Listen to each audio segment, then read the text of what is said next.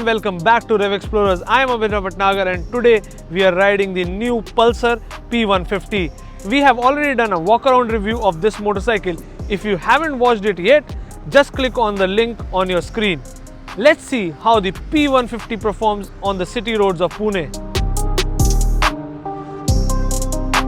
Today we are riding the top variant of the P150 with split seats, and the seating is slightly sportier on this bike, unlike the Pulsar 150, which was all relaxed. The foot pegs are slightly rear set and there's a bit of forward and downward reach to the clip-on handlebars. This gives a practical riding experience with a hint of sportiness. However, if you are inclined towards more comfort, go for single disc variant as it gets single seat. It's all new refined 150cc fuel injected engine which comes from the platform of N160. But the figures are different as it has a smaller bore. It is very responsive in the mid-range and the top is completely flat. It's not surprising to have these kind of characteristics on a commuter friendly bike. Just like the other new generation Pulsars, the refinement is a key aspect of this engine. The NVH levels are also kept in check, and overall it's a quiet and refined motor. Although at the top end, the buzz starts to creep in on the handlebars and the foot pegs. The 5-speed transmission is very slick, and just like the N160, the focus here was more usable low-end torque than all-out speed or more power up top. The clutch is also smooth and light, aiding in city traffic. The braking is where it could improve.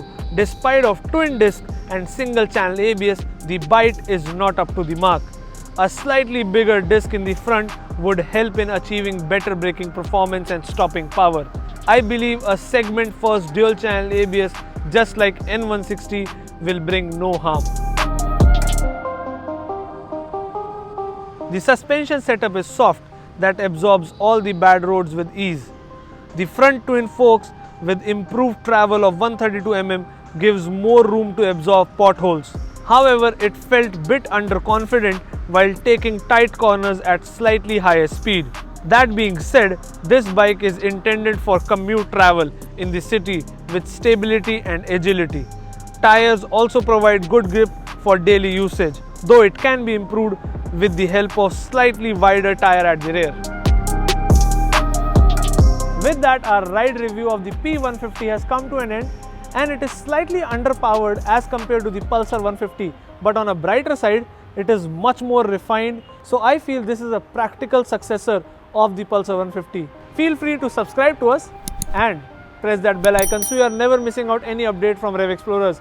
We are also present on Instagram, so you can check out our page. We'll see you again in the next review. Till that time, stay home, stay safe and ride safe. Bye bye.